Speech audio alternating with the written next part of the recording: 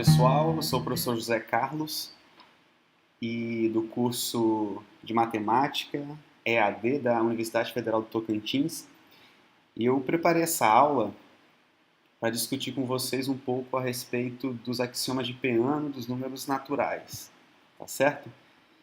Então vai ser um vídeo curto, eu vou falar um pouco dos axiomas e fazer um exercício utilizando tais axiomas.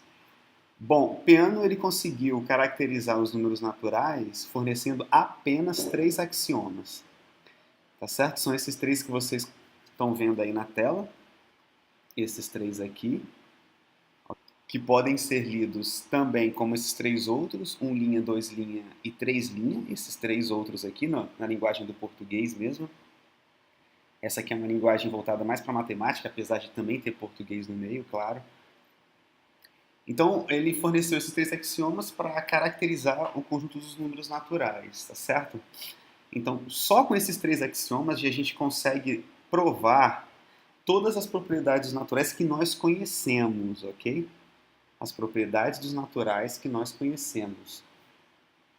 Então, por exemplo, por que 1 mais 2 é igual a 2 mais 1? Né? Que a gente chama de comutatividade. Comutatividade.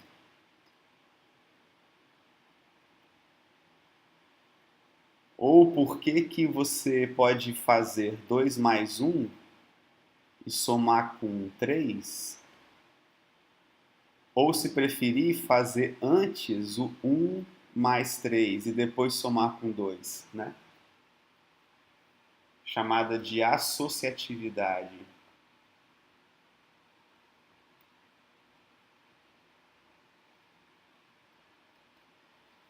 Então são perguntas simples, né, que vocês podem ouvir dos alunos de vocês e que a análise vem para responder, tá certo? Também, né, vem para responder essas questões. Então, o primeiro axioma fala que existe essa funçãozinha aqui chamada sucessor, né? Ele pega aqui um número natural n e leva no Sn, ok? Esse Sn aqui é chamado de sucessor de n, ok? Sim, isso vai ter relação com a soma, né? O 2 vai ser o sucessor do 1, o 3 vai ser o sucessor do 2 e assim por diante, ok? Ele fala também que existe um único número natural, esse único ali é redundante, mas não vamos entrar nesse mérito. Então esse 1 aqui é como se fosse uma divindade, tá certo? Ele existe, ponto final. E a característica dele é que ele não é sucessor de ninguém, ou seja, não tem ninguém antes dele, né? Tá certo? De tal maneira que ele seja sucessor desse número que está antes dele, ok? Ele é como se fosse o primeiro. E a terceira é o axioma chamado princípio da indução. Na aula escrita lá no site, né, na nossa plataforma, eu coloco essa observação. Agora eu vou provar para vocês, utilizando esses três axiomas, o seguinte resultado. Nenhum número natural é sucessor dele mesmo, ok? Então a gente tem que provar isso daí, ou seja, não tem nenhum número natural que seja ele mesmo sucessor dele mesmo, ok? A gente sabe que o 1 não é, né? Pelo axioma 2, o 1 não é sucessor de ninguém. Mas será que poderia existir algum outro número natural que fosse sucessor dele mesmo? A gente vai demonstrar esse resultado utilizando, óbvio, os axiomas 1, 2, 3, tá certo? Os axiomas de Peano. Então eu vou criar um conjunto de todos os números naturais que não são sucessores deles mesmos, ok? Então a pergunta é, será que esse conjunto é o conjunto dos números naturais? Porque se eu provar essa igualdade, eu acabo de provar o resultado, né? Eu quero provar que isso vale para todos os números naturais, ou seja, eu quero que o conjunto dos números naturais seja exatamente esse conjunto com essa característica aqui. Então eu defino esse conjunto X e não sei, me pergunto se ele é o conjunto dos números naturais. Vamos provar então que x é o conjunto dos números naturais, né? Eu vou provar antes que 1 pertence a x, ok? É claro que 1 pertence a x. Por quê? Porque, primeiro, 1 é um número natural, ele possui essa primeira propriedade, e 1 também não é sucessor dele mesmo, tá certo? Por quê? Pelo axioma 2, ó. Não é sucessor dele mesmo, né?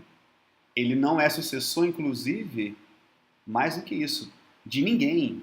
Para todo n, ele não é sucessor de ninguém, inclusive dele mesmo, ok? Então, o 1 pertence a x. Isso é exatamente o axioma 3 que eu estou usando, tá certo? Que é o princípio da indução. Eu acho que muitos que estão aqui, ou se não todos, os alunos, fizeram a disciplina de teoria dos números comigo, né? Ou outras disciplinas que usam o axioma 3, que é o princípio da indução, né? Mas não vê como axioma de Peano, mas vê como princípio da indução. É exatamente isso que eu estou fazendo. Ó, 1 pertence a x, e eu vou provar agora que todos os elementos que estão em x, os seus sucessores também estão em x, tá? Ou seja, se você tiver um n pertencendo a x, implica que Sn pertence a x. É isso que eu estou provando, né? Em outras palavras, né? Aqui é como se fosse um n pertence a x, implica n mais 1, que a gente vai definir soma logo depois, n mais 1 pertence também a x, que é o princípio da indução. Então vamos lá, vamos supor que n pertence a x. O que é n pertencer a x? É dizer que n é diferente de Sn, ok? Essa é a característica dos elementos que estão em x. Ora, se n é diferente de Sn, vocês estudaram na aula 1, na semana 1, que é uma função injetiva. E pelo axioma 1, aqui, ó, S é uma função injetiva, ok? Então, se dois elementos são diferentes, as imagens desses elementos também são diferentes, né? Isso é a característica de uma função injetiva, tá certo? Se esses elementos aqui de dentro são diferentes, o que de fato acontece, então as suas imagens também são diferentes. Ora, isso daqui é exatamente dizer que o elemento Sn é diferente do sucessor do Sn, do seu sucessor. Ou seja, Sn pertence a x. Tá? Então, pelo axioma 3, olha o que o axioma 3 fala. Se 1 pertence a x e se todos os sucessores de x estão também em x, então x igual a n, e a gente conclui que essa igualdade aqui é verdadeira.